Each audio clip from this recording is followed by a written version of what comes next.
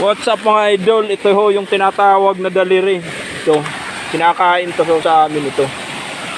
Itong bulaklak na to ay kinakain to. At ito rin yung dahon. Kinakain din to. Para tong laing to. Tapos yung kanyang laman naman, inaano din yan yung para sa pangkain sa baboy. Yan, ang dami. Meron pa doon sa baba. Ito. Yan tinatawag na daliri. Kaya kung makakita kayo ng ganito, hindi nyo kilala. Yung talbos nito, yung mga batang dahon, maaari nyong gulayin. Gaya nito. Ito. Pwede nito gulayin. Ito. Yung matigas, pangit na pag matigas na, maganda yung malambot. Pwede rin naman to kaso matigas na, makunat na. Oh, yun lang mga idol. Ayun pa. Oh.